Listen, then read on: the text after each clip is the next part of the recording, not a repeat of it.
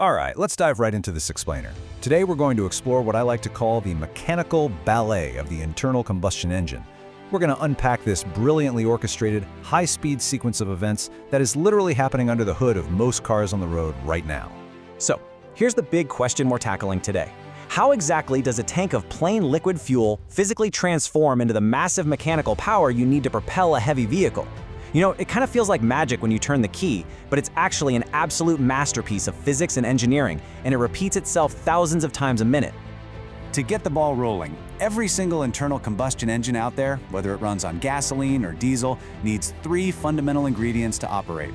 First, you need air, which gives us the oxygen for combustion. Second, you need fuel, holding all that waiting potential energy. And third, you need ignition to actually kickstart the combustion process. Honestly, if even one of these three elements is missing or mistimed, the engine simply isn't going to run. Okay, let's jump straight into part one, the anatomy of power. Before we can really understand the movement, we need to meet the main dancers in our mechanical ballet, right? Now we're looking specifically at a spark ignition engine, which is your standard petrol or gasoline engine. At its core, this whole system relies on a spark plug to create a highly controlled explosion inside a hollow metal cylinder. And sitting right inside that cylinder is a piston. Think of it as a movable metal plug that fits super snugly but can still slide up and down freely. Now this setup is brilliant because it executes a crucial mechanical conversion. The up and down movement of that piston inside the cylinder is called reciprocating motion. But as we all know, straight line motion isn't going to turn the wheels of your car. So the piston is attached to a connecting rod, which in turn hooks onto a crank on the crankshaft. When that piston is shoved down, it gives the crankshaft a massive twist, translating all that reciprocating motion into the rotary turning motion you actually need to drive forward. Moving right along to section 2, the 4-stroke cycle. We've got the anatomy down, so let's put it all into motion with the incredibly rhythmic, non-stop 4-stroke cycle. Fun fact, this specific sequence was first applied way back in 1876 by Dr. N.A. Otto, which is why gearheads often call it the Otto cycle. To make sustained power, the piston performs a rapid 4-step dance inside the cylinder: intake, compression, power, and exhaust.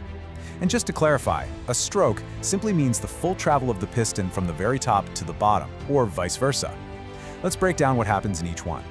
Alright, stroke number 1, the intake stroke. The piston drops downward, and exactly at the same time, the intake valve at the top pops open. This downward drop creates a partial vacuum in the cylinder, literally sucking the air-fuel mixture right through the intake port. It's basically exactly like how you draw liquid up through a drinking straw. By the time that piston hits rock bottom, the cylinder is packed full of a highly combustible mixture. Next up is the compression stroke. Both the intake and exhaust valves snap tightly shut, sealing the whole thing up. Then, the piston shoots back up. This heavily compresses that trapped air-fuel mixture, forcing all those molecules super close together. And this is vital, because it not only makes the mixture way more combustible, but it also spikes the temperature dramatically, totally priming it for the main event. Right as that piston reaches the absolute top of its travel, bam! The spark plug fires off an electrical spark. That hot compressed mixture ignites and expands rapidly in every direction. We are talking about generating an awe-inspiring 600 to 700 pounds per square inch of pressure inside that tiny space. And that immense pressure brings us directly to the power stroke. Because the top and sides of the cylinder are solid metal, those expanding hot gases have literally nowhere else to go, so they violently force the piston downward. This massive downward thrust travels right through the connecting rod to the crankshaft, delivering that powerful twist we talked about. This right here is the single stroke out of all 4 that actually creates the power to move your car. Finally, we hit the exhaust stroke. The mixture's burned, the job is done, and now we got a clear house to make room for a fresh charge. So the exhaust valve opens up, and as the piston travels back up, it physically shoves all those burned waste gases right out the exhaust port. Once it reaches the top, the exhaust valve closes, the intake valve opens again, and the entire cycle starts over.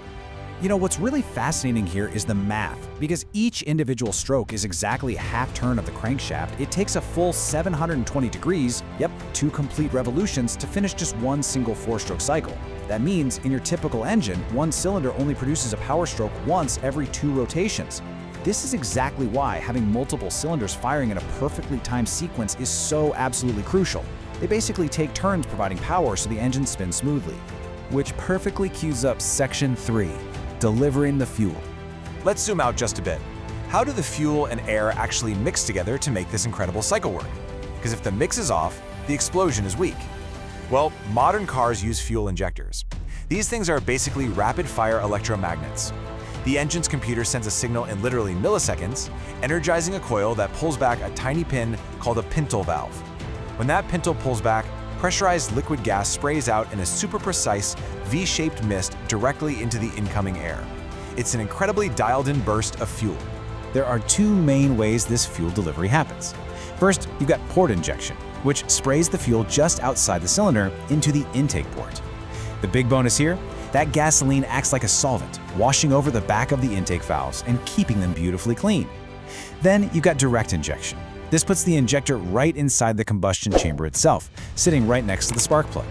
It allows for way higher pressure and more power, and even creates a swirling effect that cools the cylinder. But because the fuel isn't washing those valves anymore, direct injection engines are definitely more prone to stubborn carbon buildup over time. Let's wrap things up with section 4, modern engine efficiency. Because it's not just about making explosions anymore, is it? It's about squeezing the absolute maximum out of every single drop of fuel. Engineers have totally pushed the boundaries here. Today's cylinder heads feature near spherical combustion chambers, so the spark plug sits dead center for a perfectly efficient burn. Actually, a lot of top-tier engines now combine both port and direct injection. You get the raw power of direct, while the port injection keeps things clean. Plus, instead of building giant heavy engines, manufacturers are throwing turbochargers onto smaller ones. They sip fuel while you're just cruising around town, but the turbo forces extra air and fuel in the second you step on it for more power. So we've seen how remarkably simple ingredients, just air, fuel, and a tiny spark, are manipulated through precision timing, crazy pressure, and sheer engineering genius to hurl thousands of pounds of metal down the highway. So here's my question for you. The next time you turn your key, what part of this beautifully orchestrated high-pressure mechanical ballet are you going to picture happening beneath your hood?